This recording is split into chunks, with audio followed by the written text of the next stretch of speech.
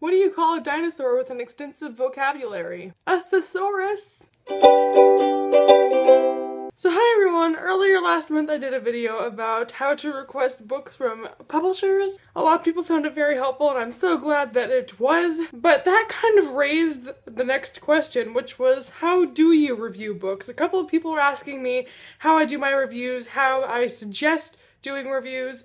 So today I'm just going to talk about a couple of things that might help you if you're looking to do video reviews. I hope this helps, and let's get right on into it. Just to clarify, this video is only going to be about how to do video reviews. Also, disclaimer, this is just how I do things. There is no right or wrong way to review a book. A review is literally just your opinion, so if you sit down and talk about a book, that's a review.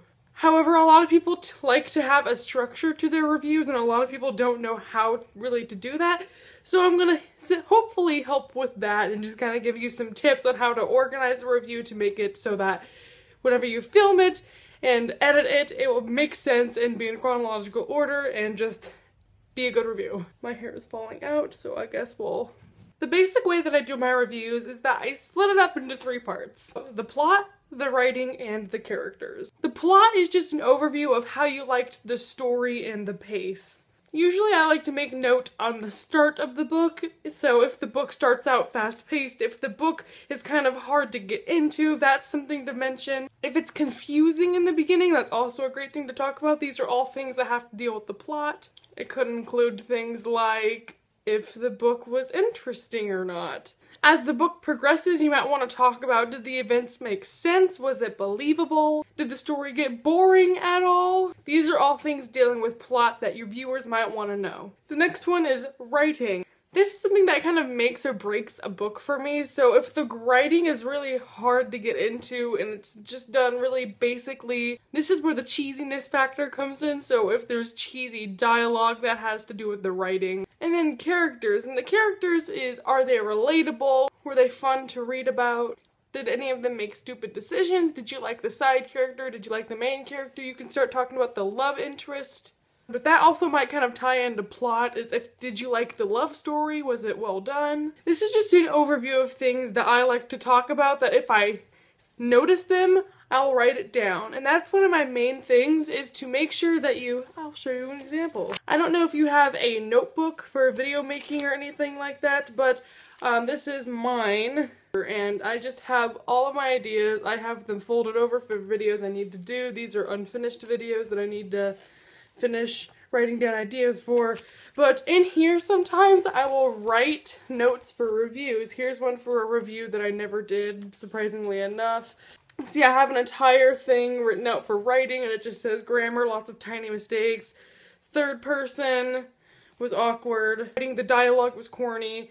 See, and again, I have another one for plot. So under the plot one, I have, it's a really cool backstory. I said it was realistic and well thought out. I said it had a really cool world, so that's something to talk about when describing your plot. As you can tell, I write my reviews very pessimistically. I tend to focus a lot on negative things and then kind of sandwich that with positive things. So if you're gonna do reviews like I do, start off with saying, this book was nice because, and then go into everything you didn't like, then end it with, but despite that, blah, blah, blah.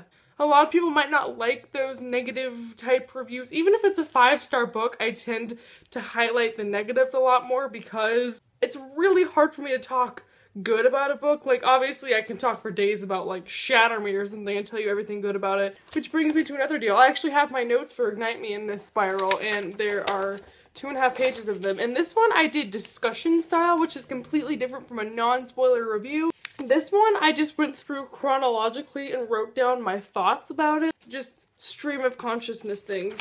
Whereas if I do a review on, and here's my review on The Infinite Sea, this one's more of bullet points and sub-bullet points, and I'll usually say one vague thing, like, and this one I have, everything is confusing and vague, then under that I list things that are confusing and vague. It's gonna be really hard for you to do a review if you don't have notes, because then you'll forget everything. Right now I'm doing a review on The Iron Trial, and here's the notes that I wrote up for it last night based on what I'd already read. Today while I was at school I didn't have that spiral, so what did I do?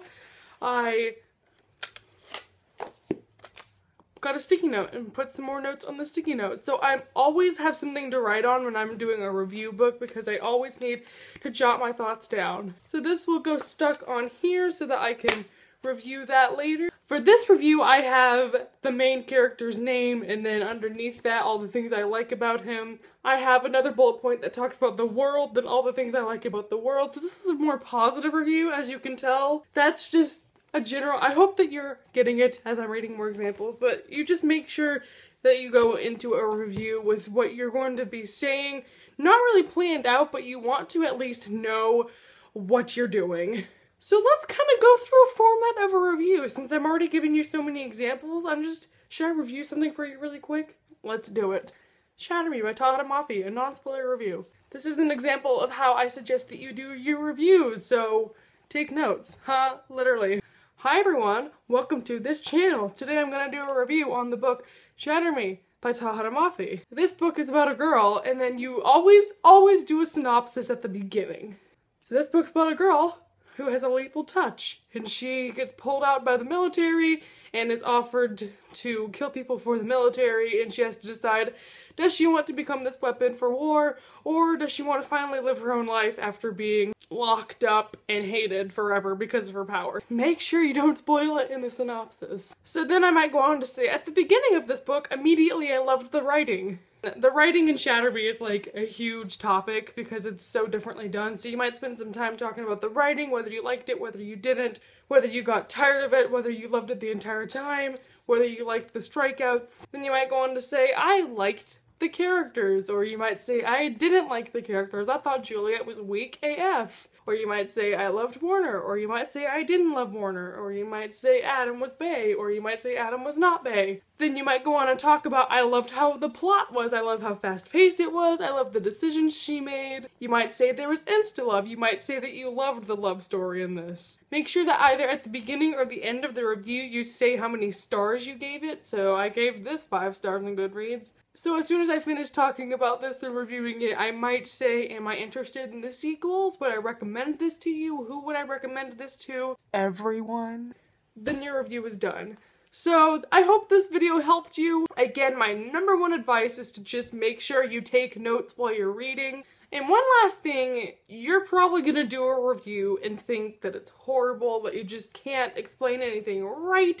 But I'm gonna tell you right now that whenever you edit your reviews and whenever you do your reviews, you're always gonna think it's horrible, but other people are gonna think it's good.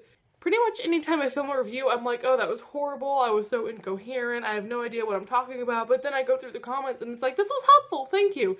So if you make something and you think it's horrible, upload it anyway, because at least you have your opinion out there, and most likely you're just being hard on yourself and everyone else is enjoying it. With that being said, sorry this was such a long video, I hope you enjoyed it and you learned something new.